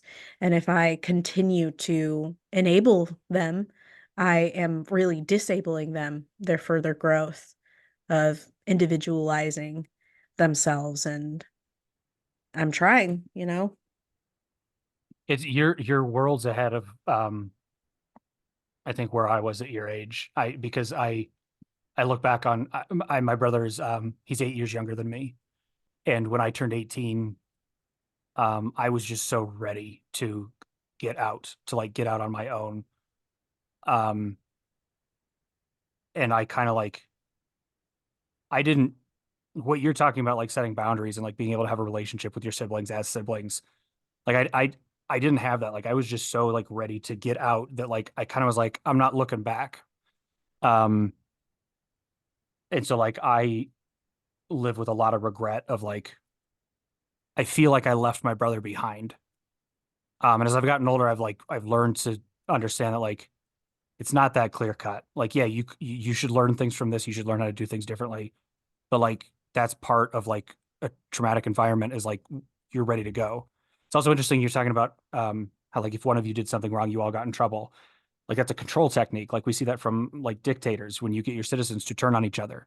You also see it like in a lesser capacity, like companies will do that. Like it's when someone is in charge of like the structure. Like I've set up the structure that makes it so if one of you does something wrong, it impacts the other people. So then you turn on each other and you get frustrated with each other when really like you should be frustrated with the one that set up the structure. Like you created the environment that causes us to negatively impact each other. Um, and there was I forgot there was something else I was going to say about that, and I really liked how you said the thing about with your brothers that you've gotten them to a point where they are now able to start providing for themselves. Um, and like kind of hitting back on how a lot of times uh religious trauma, but like just a lot of topics like this are dismissed by other people, and a lot of people will start to be like you're self-victimizing. Like that's what it is. Like everyone's got a victim mentality nowadays. And it's so hard to explain to people. There is a big difference between acknowledging things that happened and like learning about them and like how it's impacted you. Um, and like respecting them and honoring those while trying to learn how to move forward versus just being like, well, this happened. I'm giving up. Um, And it's even that is like a tricky thing to talk about, because I feel like on one hand that almost sounds like dismissive. Um, but like it's just so hard to explain to people, like there's absolutely a value in like understanding like the things that impacted you in your life, the things that you have been through. Um, and like where do you go from there? Yeah. I don't know. Yeah. Where do we go from there? And that brings me back to like healing from religious trauma. And I want to ask you, what has your healing process consisted of? Um, it a lot of it is, you know, like I touched on before, just kind of like working through it, like the logical aspect, and then um understanding like the mental health part of it. I A big part of healing, like actually healing for me, has been, for one, not dismissing myself. Um, I I used to, for the longest time, it's like I would go back home and my parents would be like, "Hey, do you want to come to church with us on Sundays?" And I would like try to get out of it, but I was never explicit with them. And so I didn't like end up going, and it would crush me. Like I was just like I felt unsafe. I felt like I was in danger. Um, uh, and finally, I think a big part of the healing for me was my relationship with my parents. Um, and last year for Christmas, um, they so I've dropped like hints and things like that over the years. Like I've kind of like slowly pulled off the Band-Aid. Um, you mentioned the feminism thing when your grandpa was like, "No, no, no, you're not a feminist." I remember the moment that my dad was like, uh,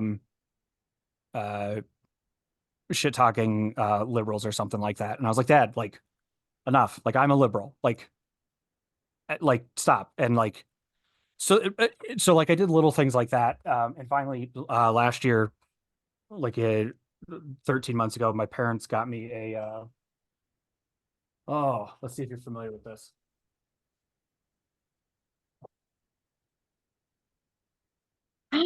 The Founder's Bible?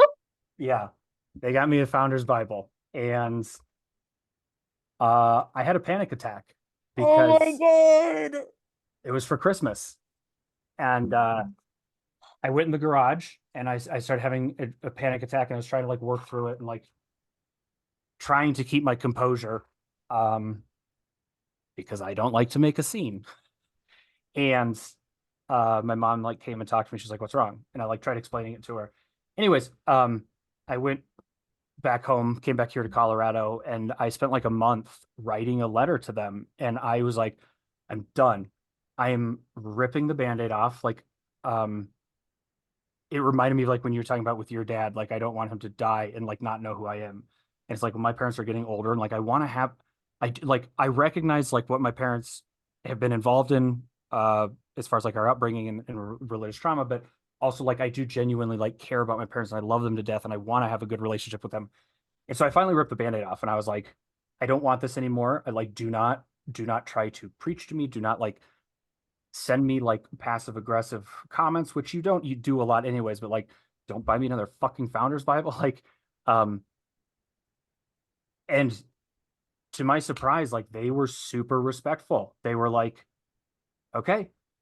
Um, and like this last year has been really, as far as like the religious trauma goes, really healing for me, because um I have started to like have a much better relationship with them, and I've held a lot of resentment towards them that like I've been able to let go. And like that resentment also came with guilt. Um, and like I've been able to like let go of a lot of that. So I don't really know how to like sum that up in a way that like is relatable to other people. I think that because I think a lot of people like maybe healing your relationship with your parents isn't the right move. Um, so that's not, you know, something that's going to be right for everyone. I think that like people need to reflect on like what's important to them, what do you want to like, I don't know, what do you want to look back on your life on? And like, do you want to look back on your life and like, do you think it's going to be better for you to be proud that like you cut out a toxic family member? For a lot of people, yes, like absolutely. For other people, you might look back and think maybe it's not quite that high of a bar. Maybe I do want to try and like work on this relationship, or maybe it's I'm not sure, like, but I need to take a break right now. I need to at least cut ties for a little while. And so I don't know. I think maybe that's it for me, is like just the relationship aspect of it, is like trying to figure that stuff out, which also, as I'm saying that, is like that's one tiny aspect, because there's so much more to religious trauma. And I think that I'm also recognizing that I had inadvertently worked through a lot of that stuff over the last decade. Like I know a lot of people that are deconstructing for a long time still hold residual fears of hell. Like that's a huge thing that like is not easy to work through. So I think the relationship thing was like the final boss for me. It's like I just kind of worked through all the other stuff. Um, and then now I feel like I'm finally coming to a point where I'm like kind of at peace with it all. I mean, that's beautiful. That is beautiful because not a lot of people get that peace. No, yep. And, you're like, I wanted to heal my relationship with my parents. And, I'm the opposite. I decided it is best for myself that I do not have a relationship with my mom, period, point blank. Yeah. Ever. I mean, I've only told you like a smidgen of what she has done. Like, I mean, I could tell you like personally, but I don't want to talk about it like for this episode, but she has done everything in her power to prevent me from succeeding. And I have succeeded in spite of her. And everyone has a different definition of what, it means to succeed.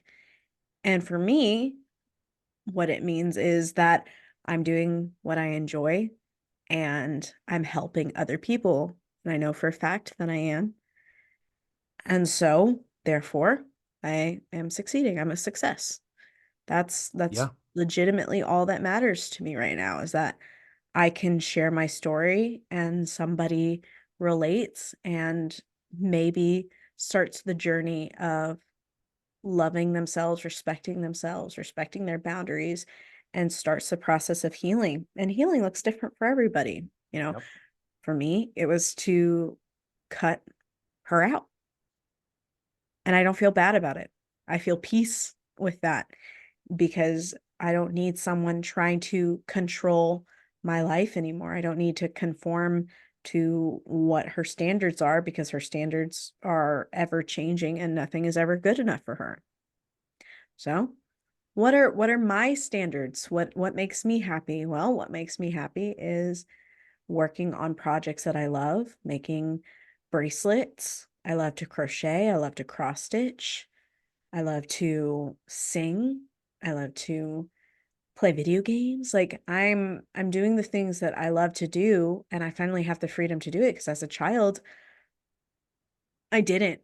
I was Yeah. parentified. I did all the cooking and cleaning for my entire family from the age of 10 onwards.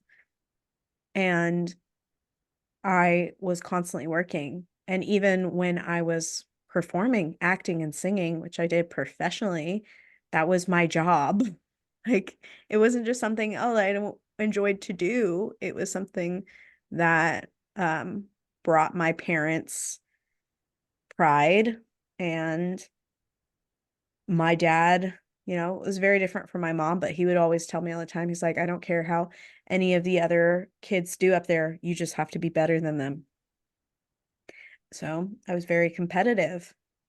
And now I teach voice lessons. I teach singing lessons to people, teaching a young woman in Spain singing lessons.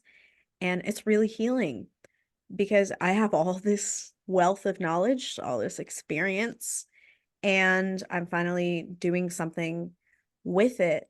And it's not for me, it's for someone else. And that makes me very happy. It makes me feel very fulfilled. It's not to show off. Like, no one's going to hear me sing. They're going to hear this person that I'm helping on their journey to sing.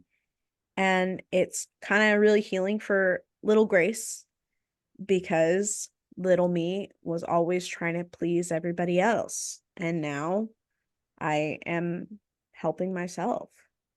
And what would you tell your inner child or past you about present you? Oh, wow.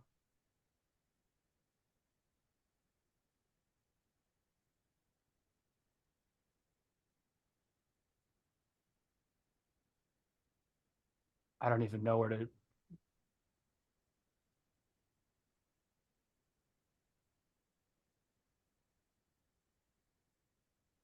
I would I'd tell old me that I'm not scared anymore. Um,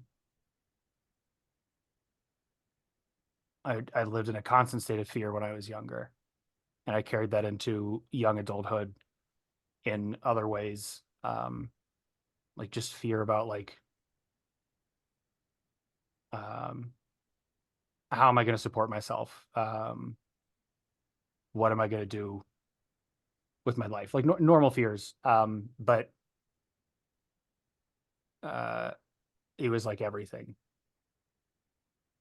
That would probably be the biggest thing is like you're gonna figure it out, man. Like you're gonna figure it out. Just keep moving forward. And uh, I hate this line because it's so simplistic, but like it gets better. Yeah. It does get better. It really does. I'm very proud of how far I have come. And I'm very proud of how far I've come mentally, because, when I was in the thick of it, I was very, very suicidal. I did try to attempt 4 different times. I'm glad I failed. I'm so glad I failed. But for good reason, I was very suicidal. And it was the only way that my brain could cope with the immense trauma that I was going through. But I'm glad I'm here, glad I failed, I'm glad I was hospitalized. I'm glad people that were not in my family actively did their best to save my life. Because, if, the first time I tried was when I was 14, if my friend had not called the police, I would not be here. I am so, like, my parents didn't take me seriously. They didn't take any of it seriously. I told them they Yeah. didn't take it seriously. What do you I'm, have to be sad about? yeah, exactly. It's Yeah. like, your life is fine. I was told that all the time. You don't have a horrible life. You're not being abused, is what I was told all the time. And, after I tried to commit, my mother disowned me. She sent me to go live with my grandparents. And I'm glad she did that too, because the more and more she disowned me, threw me away, because she's done it my whole life, the more I started to recognize the people that embraced me and wanted me and loved me and cared about me. And the more I started to actually treasure myself, because those people treasured me. And it's so sad because, your parents are what brings you into this world. And if they're constantly casting you out and acting like you don't matter, it really messes up your sense of self-worth. And so I would tell little Grace that you are worthy, you are loved, you are appreciated, and you deserve to be here. And you finally feel that now, that you deserve to be here, that you are taking an active role in your life rather than just being a passenger in your own life. Because I didn't have control over anything. As Yeah. kids, you don't have control. Really don't. No. Parents have a huge impact on kids. Hmm. What would you want to tell our listeners about recovering from religious trauma?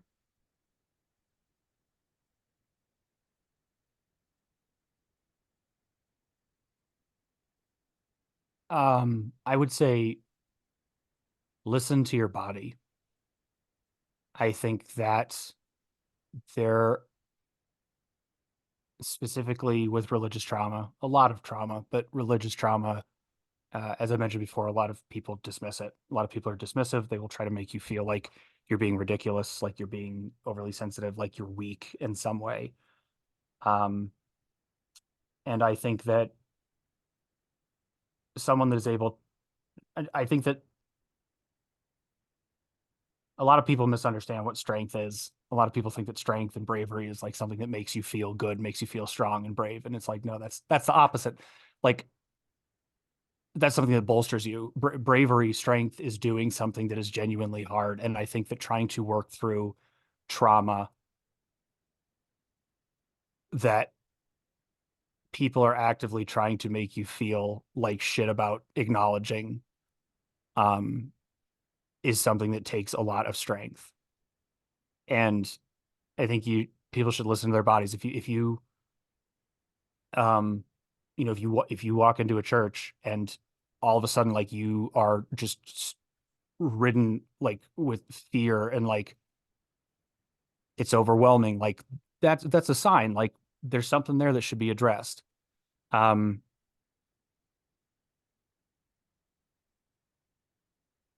and I think that, I mean, there's a fine line between, man, there's like a fine line between hardship and trauma, and like we all need hardship to grow, but also like it crosses over at a point, it crosses over into trauma. And I think that that is when you should like listen to your body.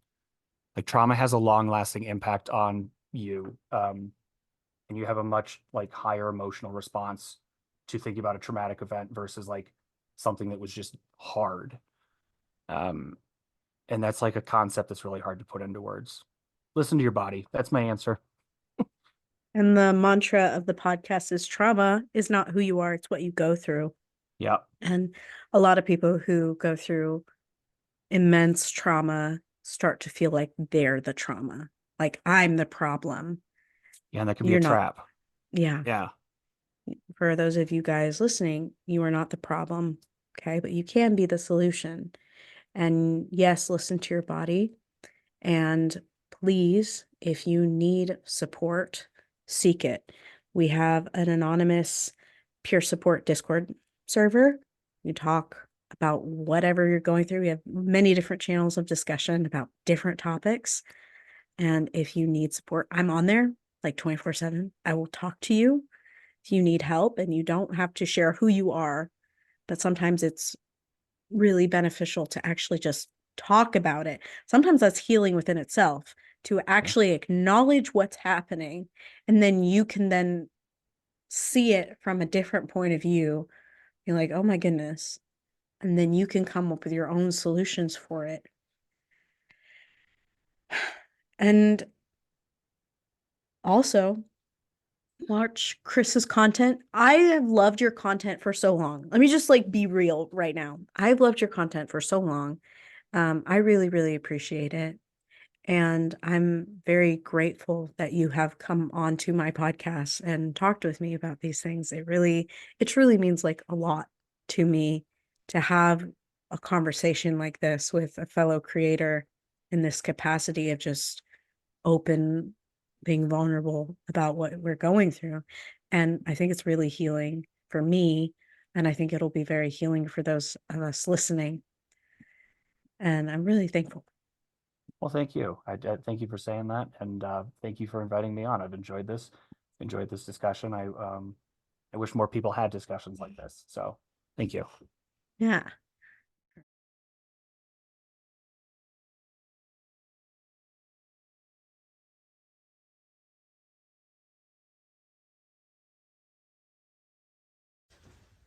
If you're watching us on YouTube, here are our memes of the week, carefully curated from the members on our Discord server. Let's get into those memes.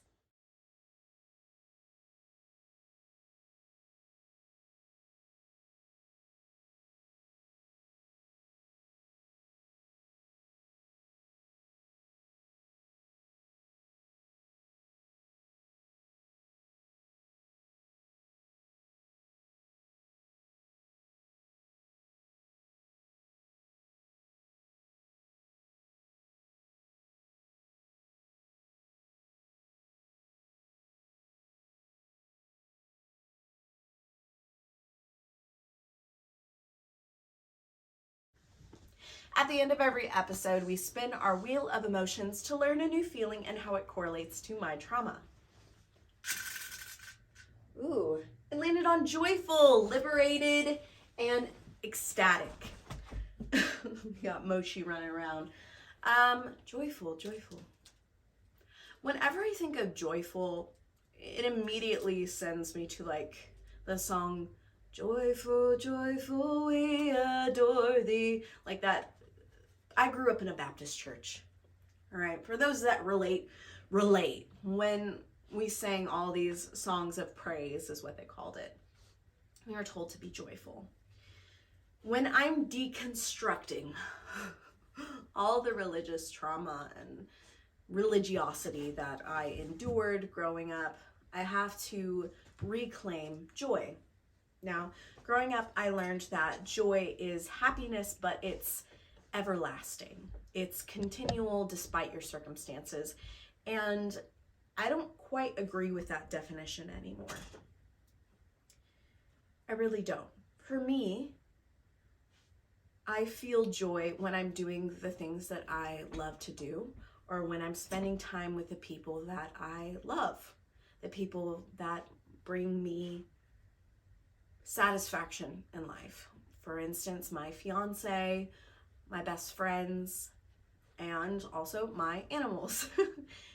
Mochi and Gigi and Loki and Lucy bring me a lot of joy because I love them, they love me, and we take care of each other. When you are going through trauma, it's very important to find the things that bring you joy, that bring you satisfaction, that bring you peace, all these positive emotions, because those things really do keep you here. They can keep you grounded. They can give you things to look forward to and a way to move forward through the trauma. The podcast purpose is to identify trauma, how we can help heal ourselves and help heal others. And for me, a way that I have helped to heal my own trauma is to find things that bring me joy, that bring me that serotonin. Mochi, come here. Come here, Mochi. Mochi is one of them. She's one of the little things that bring me joy. You can't really see her, but she's precious. She's sniffing around. She's causing a ruckus. She's very stressful, but overall, it is a joy and a privilege to have her. She's a very sweet puppy, and I'm glad that we rescued her. You know, also, talking to you guys brings me a lot of joy. I know it sounds corny and cheesy, but it does. Even though the podcast Discord is anonymous, I have developed a pretty strong relationship with a couple of you, and I really appreciate it. So special thanks goes out to all of my Discord users. You guys are the best, and your encouragement, Mochi, your encouragement has helped me and many other people carry on. So thank you for being on the Discord and sharing your experiences. If you'd like to support our podcast, we have a Patreon. Different tiers can get you a bracelet, or you can get a sticker. The link is in the description. We also have a bonfire where you can get custom apparel designed by yours truly, and those links are also in the description.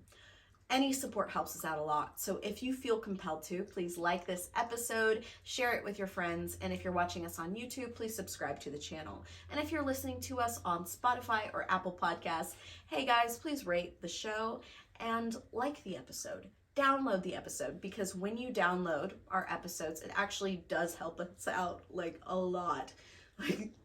So please, if you feel compelled to, please support our podcast in whatever way you wish to. We got Mochi. Hi, Bubby. Remember, you are capable of a fulfilling life in spite of your circumstances and your trauma. May you rise again from the ashes and be filled with peace, hope, love, joy, and understanding. I'll see you guys in the next episode. Mwah! Goodbye.